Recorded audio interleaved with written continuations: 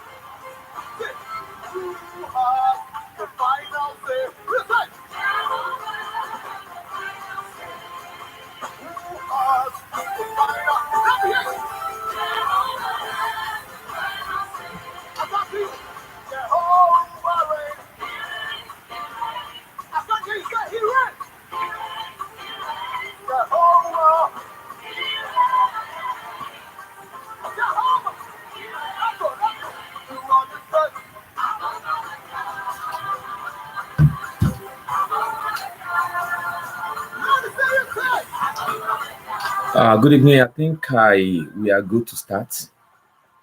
Good evening, everyone. Good evening. If you're online, please go to the comment section and identify yourself. Let's know who and who on the line so that I can appreciate your comment. Just try to drop a comment. I'll be able to know who are those online. So because today we are going to take a topic which is safety and economical driving. In our manual is found on chapter 14 in the new textbook. It might be seen in chapter unit 13 or unit 15. So if you're having the new book, you can check your unit 15 or unit 13. But the old textbook, we are having it on chapter 14, which is the safety and the economic driving. The safety and the economic driving. The safety and the economic driving.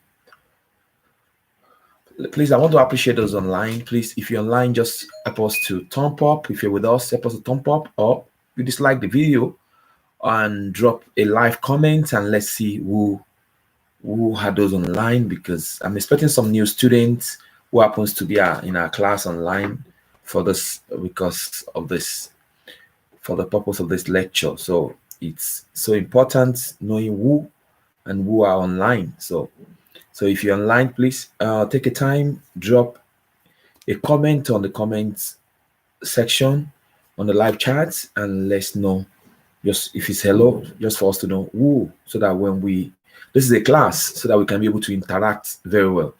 It's a live video. It's not a recorded one. So it's a means of talking to students and trying to ask questions on the topic which we're going to treat today. So it's very, very important. If you're on board, if you're live, it's good you identify yourself, so that we can be able to have dialogue, and I will be able to take your question, and I'll be able to ask question also, to call your attention with me. So so today I'm going to run, as I said, I'm going to run a topic which is safety and economical driving. Safety and economical driving. When we talk about the safety, we are talking about those gadgets, those advanced kind of technological equipment or elements placed in the vehicle that help during accident or before accident. And as we all know, there are some of these safety system that act under certain condition. They act under, for example, like speed, like those one that you they assume the risk, more risk can be assumed when you are driving. So we have some safety kind of device that are useless if you don't know how to use them, how to operate them. For example, you buy a new car, and it has a lot of system on it, and you don't know how the system operates. It becomes useless to you, because if you don't know those systems, like brake assistance system, all the steering power system, ABS stuff, you don't know how they operate, it becomes useless to you when you are using that kind of vehicle. So it is proper that when you buy a vehicle, it's good you can take it to a mechanic workshop for them to explain to you, or you try to take it to where the factory, or any warehouse where they repair, or someone who has the idea to be able to explain some functioning for you, because it is very, very important for you to understand those technological advanced elements that are placed in the vehicle. Now, a driver should understand that he dominates the vehicle, and when he's driving, he's in the control of the vehicle. So he must be able to understand the operation system of all the issue. Now, when we now talk about the safety system in the vehicle, the safety system in the vehicle are grouped into two.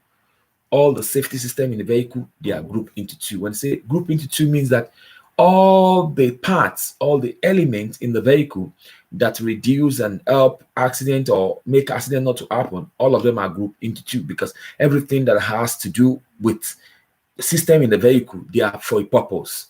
So we have the active, which are also called primary safety elements, and we have the passive, which are always called the secondary safety elements. What are the active elements? Active elements, they are the elements that reduce the possibility of having accidents, possibility of having an accident. So their job is to prevent accident not to happen. They prevent the occurrence of an accident. They make accident not to happen. Example of them are brake. Like example, with the type of brake in the vehicle, they prevent accident not to happen. Example is lightning system. The lightning system, its job is to make sure that accident does not happen, because you're able to see during a reduced visibility or any meteorological condition that hamper visibility. So the purpose of the lighting system is to see and to be seen. Now, the system, remember that we have the advanced system of lighting system in some of the vehicle, which are like this technological advanced level, which are xenon lights. What is the purpose of this xenon light? These are the brighter lights which you're seeing, and those lights you're seeing, they emit like the same daylight, like natural light. When you see a vehicle, when you're driving that kind of vehicle at night, their light is like a plane. They make everything clear. What do? They make sure that you have a greater visibility at a distance. They reduce eye fatigue. They make you not to have tiredness eye when you're driving that kind of vehicle at night. Remember that those they are bulb, they are gas. They can't be changed by another person. It has to be changed in the garage. So that is the lighting system. We are talking about the active safety element. Remember, I told you, Sister Mary, you are welcome on board. I told you that this the active, the safety system are grouped into two: the active and the passive. And I'm still explaining the active. I told us about the brake. The brake is an active because it reduces the probability of having an accident. In our class last Monday, I was able to explain braking system to us, and this is a follow-up topic which we need to understand, that we have brake system that are service brake, we have the emergency brake, we have the hand brake, which we all know. The service brake are those one that we use the foot to operate. So we have the tire. The tire is also a passive safety element, because when the tire is good, when it's in good condition, without running out on the stud, the tire is able to grip rightly. It reduces the probability of having an accident. We have the steering, we have the power steering, we have the progressive power steering also. Those steering wheels, they does up in preventing the occurrence of an accident. And remember, suspension also does the preventing of the occurrence of an accident. So the second one is the passive safety element. The passive safety element. What are the passive safety element? The passive safety element, which are called secondary safety element also, they reduce injury when accident has happened. So they work automatically. When accident has happened, that's when they operate. Remember that the passive, you operate them because they does the work of prevention. But now the passive, after accident has happened, they reduce injury to the people in the vehicle. Example of this are airbag, because after accident happened, that is when you see the airbag coming up. And when the airbag shoot out, you have to understand that it can be put back. It has to be removed, and you change the gadget that are meant for it. When you have an airbag, the seat belt works along with it, because it's very, very important. Some people say, when I have an airbag, I don't need to put on a seat belt. It means that the airbag will not be efficient. You must put a seat belt for it to work. And you know that airbag get activated. Just don't activate. You can't just park your car and expect airbag to just activate. It got activated when you have a collision, a frontal collision or head-on collision that is 30 km/h rates. So it does not just activate now, because the question comes in the exam that can you park your car and the airbag activated? No. Or a question came out last week for a student and says, apart from the pilot and the co-pilot airbag, do you have some other airbag in the vehicle? Yes, you have curtain, you have the tail, you have the back mirror, you have the side airbag. Yeah, it depends. The new technology has made them to have as much airbag as possible in those vehicles. So airbag can be more than one, can be more than two, can be 10, can be 20. It depends on even some new model kind of motorcycle. They go with airbag also. So in case the question comes in exam, I remember that what is the safety distance which you have to keep to the steering where the airbag comes up? You have to keep at least 25 centimeters far from the explosion of that airbag, and it shouldn't be less than 10 meters, because it's very, very, very, very important. It's not right for you to get closer to the airbag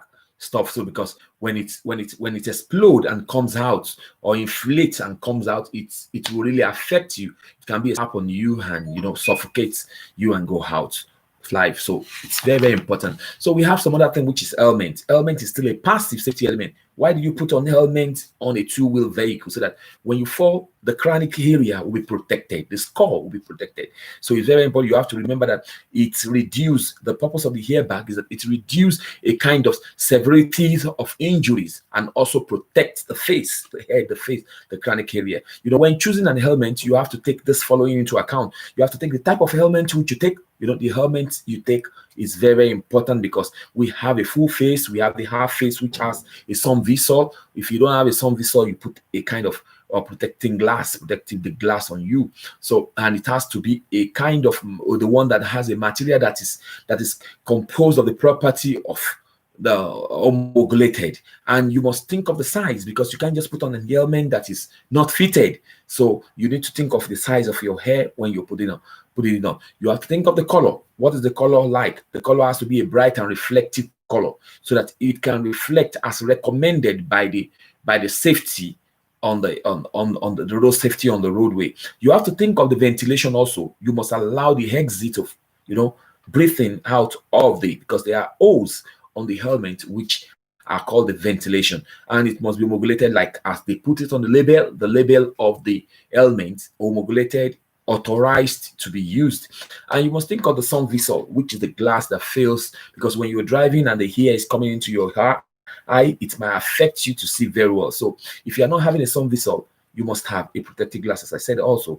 And the closure is very, very important. The belting, you just don't put helmet without belting it, because it's useless if you don't belt it. You need to belt it and make sure that it's secure on it. So that is now the other one on the passive safety element is the seat belt. The seat belt is a passive safety element because it's after accident has happened, that is when it holds you back to the seat. When you don't put on seat belt, you are tend to go out of the windscreen. That's why someone who does not put on seat belt, that person will hit head against the windscreen and they will jump up. Or from the back, they will hit the driver and cause an injury that cannot be even be estimated. So it's very, very important for you to put on a seatbelt, and you remember that the seatbelt placement pass through area. One pass through the collarbone and the other one pass through the pelvic. So you have to understand that the chest one pass over the collarbone. Collarbone is in between the shoulder and the neck. So the belt must not be on the neck. The belt must not be on the shoulder. It has to be on the collarbone, passing through the chest, which is very, very important, and the pelvic, which is pelvic, not abdomen, not stomach, because when it passes through on top of the stomach, it might cause a lot of injury, internal injury, which is not right. And remember that if you're reversing, you can remove the seat belt when you're reversing, or when you drive, when you're doing a kind of a delivery service in a built-up area, house to house, you can do without seat belt. Also, as we are told, an emergency in in in in in the built-up area can also do, emergency vehicle can also do without seatbelt, but passenger no. So that's some, we have what we call submarine effect. Improper holding of the seatbelt will make you to submarine, because going under the seatbelt is called the submarine effect when you are not having a proper, like incorrect use of the seatbelt on the seat will cause you. Evangelist Savor, you are welcome on board, man. So incorrect use of the seatbelt, automatically you will have what we call the submarine effect. And remember, the holding system, it makes the child that will submarine to sit properly on the seats. That is this, we call, many people call it baby seats, but it's not baby sitting exam. The holding system or homologated safety system. So you have it when your height is less than 130, you must use the seat homologated system, which is the holding system, before you put on the seatbelt. It makes you sit like an adult. But when you are in between 135 to 150, you might use it, or you use the seatbelt direct. But when you are over 50, you don't need the seat restraint system. You only need the belts alone to put on yourself. So it is very important when you are having a child at the front seat, you must deactivate the airbag on the co-pilot side, so that the airbag will not function when you are having a baby, and the baby should back the dashboard, not facing the dashboard. So it has to back the dashboard facing the chair, so that another element that is called the passive element, which I told you, passive elements are elements that after accident has happened, is headrest. Most people don't know that headrest is a passive element. When you adjust it, it has to be adjustment for the head, not for the neck. Because when it's not well adjusted, automatically when the head swing during collision, the head swing back and is there, it will break the neck. So that is why when you don't have proper adjustment of the headrest, you tend to have a neck pain when driving. Another thing is the high visibility vest. When accident has happened or something happened to you, that's when you put it on. You come out of it. So if you have to have at least one in your vehicle. If you have 4 in the vehicle, you can have 4. But the law says you must have at least 1 in the vehicle, which is very, very important. Anytime your vehicle, when you have problem, you have to put it. have to put it on. So what I just run around now is the two safety system. I said the active, which prevent the occurrence of an accident, and the passive, which reduce the injury after accident. When you are embarking on journey, you must think of the state of your vehicle, think of the state of the driver, think the route and the timetable, check the comfort and the load, the placement of the load, and check all the document necessary. If you're not having the new plate number, the European Union, you're having the whole plate number, you must have a sticker to signify or to identify the country where that plate number is if you're going outside the country, and make sure that all your documents are hinted at. I told us last time that we have 4 documents that are so important, which you must carry with you. So anytime you're carrying that, you're going out, you must have that. So we're talking about economic driving, which is the second part of this topic, which is economic driving. Economic driving is efficient driving techniques. Efficient driving techniques is the attitude of saving fuel. Your pattern of driving, your way of driving matters, because if you just drive carelessly, you will be wasting fuel, and the maintenance of your car will be high, because when something spoils in your car, remember that you are going to pay more to do that. So the state of your vehicle matters so much to you. The characteristics of you yourself, pattern of driving, the characteristics of your vehicle matters when you are doing this. So we have your driving style. Your driving style that can cause consumption of fuel when you're driving inside town. When you're inside town, because of what? Because light stops you, you go on, you stop, you move, boom. Driving inside town, you use more fuel than driving outside the town. When you accelerate, warm up engine, boom, boom, boom, boom. The mentality that we do in Africa, which is wrong. You don't warm up the vehicle, you don't warm up the engine. What you do is that in petrol engine, you start and you move on. So we have when you are like accelerating to brake, very bad. You're winding down window, you use more fuel. Many people know this. When you wind down window, the air is trapped in the vehicle, and the air forces the vehicle to go back when you are penetrating. So it's good you wind up and use your climatic condition, which is very important. And again, when you increase speed, remember that you increase speed, you use more fuel. So it's very, very important. And when you have your tire wear more, or you have a lesser inflation or higher inflation, you use more fuel. In this case, that is why it is good, like what I explained last class in our classroom, that we should gauge our tire appropriately. There are some safety measure which we apply, safety and correct measure when driving. I'm going to talk the correct measure, and I'm going to talk incorrect measure.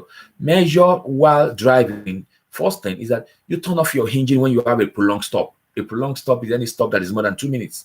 So when I get into an hold up and the hold up is more than 2 minutes, I off the engine. When I off the engine, I'm saving fuel. In this way, is a good manner, not frequently like that. But another thing is that don't accelerate excessively to climb hill. Boom, boom, boom, boom. You are climbing hill like that. You are not saving fuel. Is a pattern that is not good. You just have to zoom normally and you do it good. You use highest gear possible when you are driving. Don't just stay on 2 and start allowing the engine to make noise. You have to change gear earlier. Change gear earlier according to revolution gauge, so that you will have a proper consumption of your fuel. Another thing is that you change gear. The way pattern of changing gear in petrol is different from the pattern of changing gear in diesel. In petrol, you change gear at 2,000 revolution per minute to 2005. But in diesel, you change gear earlier, 1,005 to 2,000. That is why when you give some people diesel engine and they are applying the method of petrol engine, they get the engine spoiled easily. So you have to change gear earlier in diesel than in petrol. So you use the engine braking always. What is engine braking? Engine braking is bringing down the gear to stop the vehicle first before start to apply brake. Incorrect measure when you go downhill in neutral. It's very wrong. It comes in exam. Can you go downhill in neutral? No. A lot of people do that. With the new technology vehicle, if you do that, you're steering my lock. So it's not right. You have to engage gear, appropriate gear for you to do that. And you turn off light. You turn on light as necessary. Don't say, I want to manage my battery. I want to manage my bulb. No. You have to use the light often. And you use the don't use the low octane fuel. This is applicable to we in Western world, because in Nigeria we have one fuel, one diesel. But here we have two diesel. We have the diesel plus and we have the diesel normal.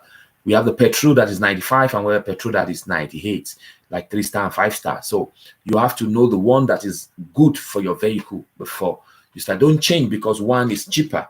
It can make your vehicle to start using more fuel, and the engine might tend to run way easily. So you put on the air condition at 17 to 21 appropriately, so for you to have a good condition in you. And pollution, we have two-way pollution comes. We have pollution, atmospheric pollution, which are these are harmful to the health.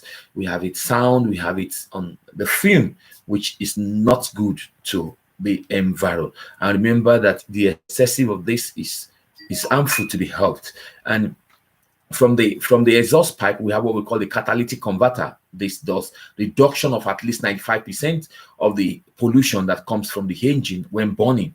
So it's very, very important for you to have that in your vehicle. When you see some mechanic workshop says, oh, remove it and don't put it, no, it's wrong. When it's bad, remove it and buy another one to put. So other things which you should consider in safety is never throw oil on the roadway. When you're changing oil, have to do that in a safety place or in a mechanic workshop. And make sure that you don't wash your car on the street, because washing your car on the street, boots or any food, etc., you don't throw them out of the window. So you have to be very, very careful. And remember that preventive kind of driving is you try to stop your vehicle 30 minutes at every 2 hours when you are embarking the journey. Anything apart from 2 hours or 200 kilometer, you are tend to get fatigued. So it's proper for you to stop and rest for 30 minutes. Avoid any kind of distraction, whether through the use of your mobile phone, which is very, very wrong for you to use. You should do hand-free device, and the hand-free communication, which is coming out from your speaker, should be not more than 1 minute 30 seconds conversation. Do not drink even a single drop of alcohol when driving. It's not right for you to do it, because it will make your reaction time to increase, and you will estimate your capacity, so it won't be better for you. Never take drug. If you are under the influence of drug by a medication, you have to consult your doctor and know the safety area of this, and make sure that when you are heal or you're taking medication, consult the side effects before you embark. Be careful when you're driving and when you're negotiating a cover at night or any meteorological condition that hamper visibility or a weather condition. You have to understand that you might not be able to do the maximum speed on that road. And when you're driving a two-wheel vehicle, put on helmets, which is very, very important. Two-wheel vehicle like the motorcycle, the moped, the bicycle, you must make sure that you protect your chronic area, protect your gadgets, so that when you fall, you'll be able to get well protected. And when you have anyone in your vehicle, make sure that they put on seat belts. The responsibility of the seat belt is on them. So, but when you put somebody on a two-wheel vehicle, the responsibility of not putting on the helmet is on you. So, any question from anybody? That is the topic for today, which is, remember that this year is going to an end, and we have two topics to just end up the month. That is why in the class last week and this week I was able to slow, because I want to finish up and I want to start in a fine way next year. Next year we have good package for all our students, whether far, near, or anywhere you are, because we're going to have different online personal class with a lot of people that will need that. So we're having a good modality, a new package for next year, and we bless God for the wonderful result that we had this year, which is so wonderful. It's so wonderful when I look at the list of how many people that passed from us. We have up to 210 in pandemic period from January up to now. It's so wonderful. It's so wonderful to have people doing this. And I still need one to break record before the 31st. Anyone that comes in gives me a record breaking in Madrid. So to make 211 in the history. It's going to be lovely. So if you have any question on board, please, and if you feel like joining us, a number, or you're watching this video and you feel like joining us, we'll make it real, we'll make it happen. We have our home platform where we teach, and you can call us on 620-586-038 for more explanation on how you can be part and parcel of our, and determine next year. Now you determine how many months you want to pass. So we relate with that. It's possible. So Any question from anyone? Any question? Any question? Any question? I'm having some few people on board. Please, if you're on board, please try to drop a message, or you try to thumb up. Let's see. Drop messages so that I will know who and who are on board, because I want to give some likely area to read.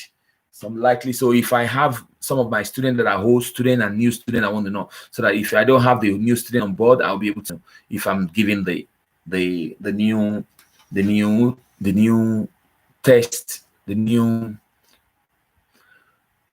student assignment and the old people assignment. So are we online? Any question from anyone? Any question from anyone? Any question? Any question? And those students online, please help me to send the link on the WhatsApp group, on our WhatsApp class, so that other students can be able to get to this lecture today. So I think in the absence of none, I will need to post the assignment of the new student and the old student on our platform of school.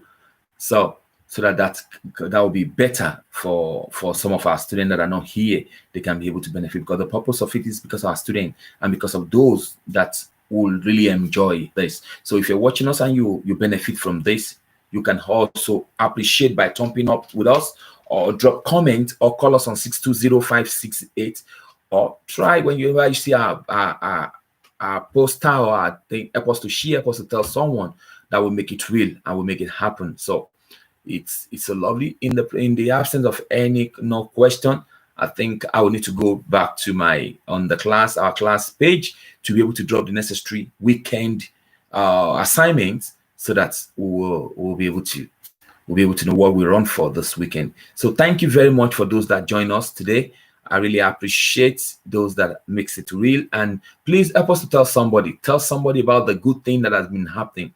Good things that have been happening on our platform, how many people that has been passing, and we making it real. Speak about it to people. Let's try to remove the stress from people. Let's tell people that with their job, with no time, they can be able to get this. It's flexible and it is possible.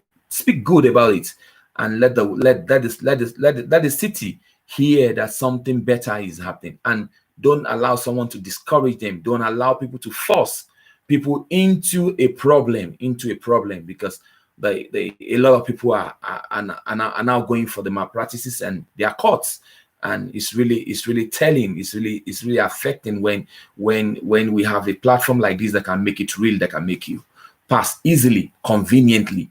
So please tell someone around you, share with your platform, share with your social media, and let them know that it is possible. Guarantee them, even because of what you've seen with us in our class. So thank you very much. I really appreciate you.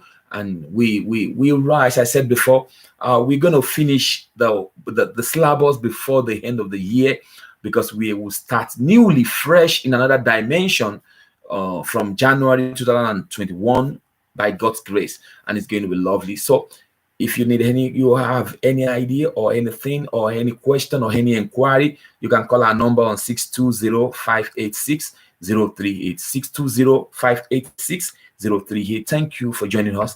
I remain your professor, Steve Teller. Thank you very much. See you.